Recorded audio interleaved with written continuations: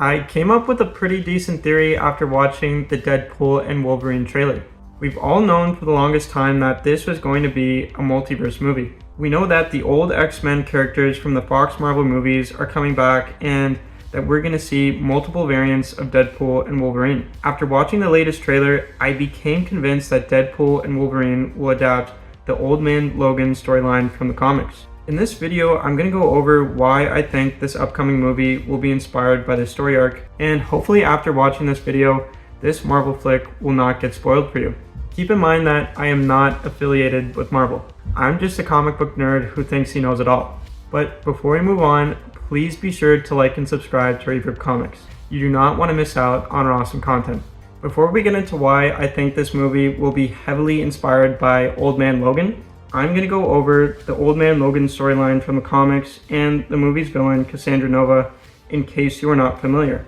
Old Man Logan takes place in Earth 807-128. In this universe, superheroes are completely wiped out of existence. Territories in the United States now belong to the Hulk, a new Kingpin, Doctor Doom, and the Red Skull, who is now the President of the United States. Wolverine is one of the few surviving heroes in this universe. When the story picks up, Logan is living a modest lifestyle with his wife and kids in a small plot of land in Sacramento, California, now part of Hulkland. The grandchildren of the Hulk, known as the Hulk Gang, demanded rent from Logan that he is unable to afford. Needing money to pay the rent, he accepts a job from a blind Clint Barton to help him deliver a mysterious package in Babylon.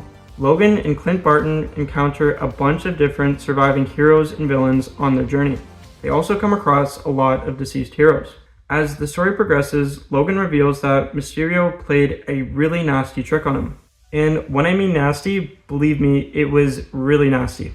Logan tells Clint that he thought he was being bombarded by villains at the X-Mansion. Wolverine thought he successfully killed a group of 40 supervillains. It turns out, however, that it was all an illusion from Mysterio. His perceived enemies were actually his fellow X-Men.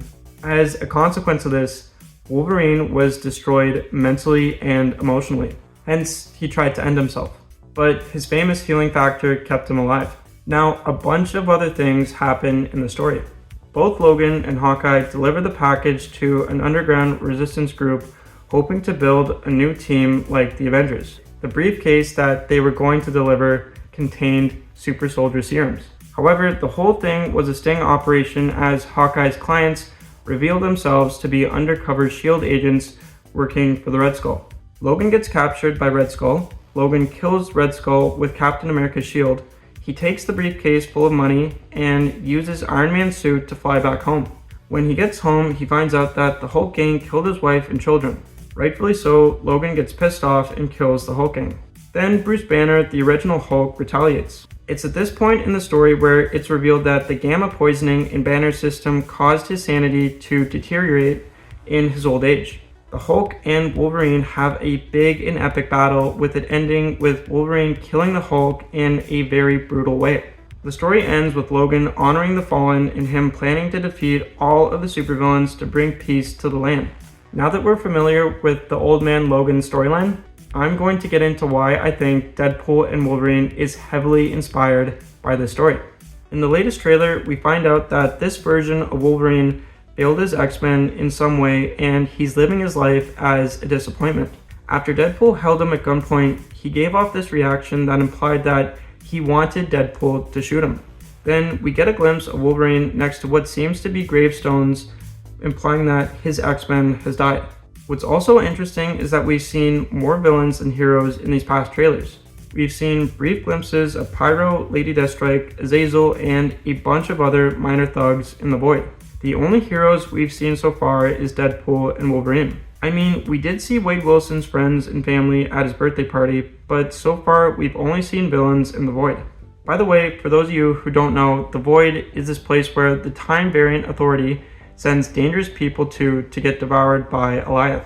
It has this wasteland vibe to it that's very similar to what we've seen in the Old Man Logan story. What I also find to be a nice coincidence is that the movie's main villain, Cassandra Nova, is living inside of the skull of a deceased Ant-Man. It kind of reminds me of a panel in the Old Man Logan story where a deceased version of Hank Pym is lying on the ground in his giant form. If I had to guess, I'd say that this version of Wolverine that we've seen in these trailers got tricked into killing his X-Men. That's why we've seen so many villains and not too many heroes. It's entirely possible that a variant of Mysterio tricked Wolverine into killing his teammates with his illusions. Jake Gyllenhaal seems to be pretty good friends with Hugh Jackman and Ryan Reynolds, hence it's possible that he could return as Mysterio. However, I take that with a grain of salt since the rights to that character are with Sony and not with Disney. But what I think is more likely is that the film's antagonist, Cassandra Nova, created the illusions that caused Wolverine to kill his X-Men.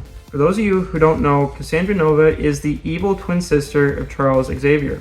Her origin story is absolutely bonkers. I hope I'm saying this right. Cassandra Nova is a Mumadrai. According to the Shi'ar alien species, a Mumadrai is an anti-self version of a very powerful entity. Apparently, she's part of a parasitic species born bodiless on an astral plane. Once she became entangled with Charles Xavier's DNA and telepathic abilities, she started to build a body for herself, as one would naturally do. At first, she tried to build a body for herself with Charles while they were both in their mother's womb. She tried to kill Charles by trying to strangle him with his own umbilical cord, but Charles, as an infant in his pregnant mother's body, managed to defend himself with a psychic blast.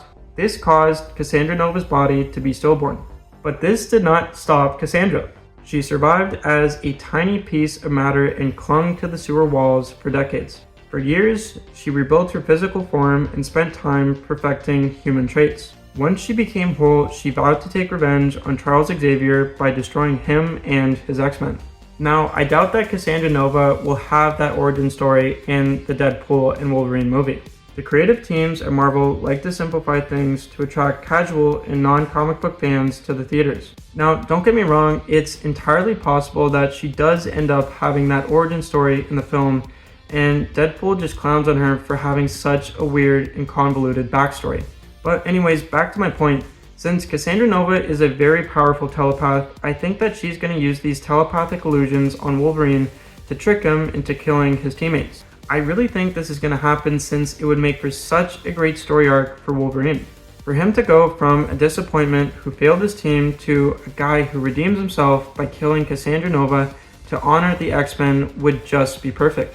I honestly think that they'll kill off a lot of X-Men characters in this movie because I doubt the creative team at Marvel wants to shoehorn in an extra 60 or so X-Men characters in the new Avengers movies. They already have to shoehorn in all of the new Phase 4 and 5 Marvel heroes, the Fantastic Four, the multiverse variants of Spider-Man, and a bunch of other characters in Avengers Secret Wars. They might just want to make their lives easier and kill off some X-Men characters.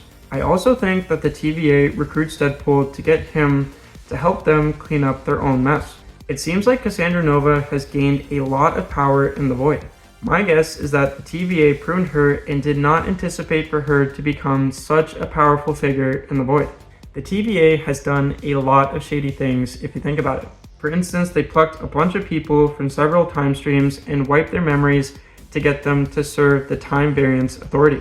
Hence, it's more than likely that they're involved in something messy. Anyways, those are my thoughts. I really hope that I did not spoil anything for anybody. I gotta say, I really find it interesting that Cassandra Nova is the main villain. It'll be interesting to see how Deadpool and Wolverine will take down a telepath. They'll either get the help of another telepath, or they might need to get Magneto's helmet to stop one of them from getting mind controlled. Fun fact, Deadpool has a high resistance to telepathic attacks since his mind is so messed up and chaotic. I'm also excited to see what's going on with Deadpool's storyline. It seems like he's having relationship problems with his girlfriend, so it'll be interesting to see how that whole thing plays out in the movie. And who knows, this whole thing might be a misdirect. Agent Paradox might end up being the villain of the story. But what do you think? Do you think that they're adapting the Old Man Logan story from the comics? What do you think is going to happen in the Deadpool and Wolverine movie? Leave your thoughts in the comments section below. I'm super glad that Marvel is slowing down on the content and is putting more of an emphasis on quality as opposed to quantity. It looks like Deadpool and Wolverine is going to be a huge hit for Marvel. As always, thank you so much for watching. Please be sure to like and subscribe to Reverb Comics so that you do not miss out on our awesome content. Stay groovy. And before I forget, I want to mention that I've been working on a passion project for a very long time. I've been working on a graphic novel called Echoes of the Triumphant. Now, we're gonna do a Kickstarter for that graphic novel later in the year, probably around the summer or the fall of 2024. Once the link is up, I would greatly appreciate it if you click that notify me button. If you really want to get a taste of what my graphic novel is like, I highly recommend that you sign up for my Patreon. One of the rewards for my Patreon is access to the first issue of Echoes of the Triumphant. If you back that reward, you'll get it just like that. It's a digital copy. I really enjoy talking to people who are as passionate about storytelling as I am. So if you can check it out, support it, I will forever be greatly appreciative of you. That's pretty much it. If you can check it out, I will forever be grateful. Stay groovy.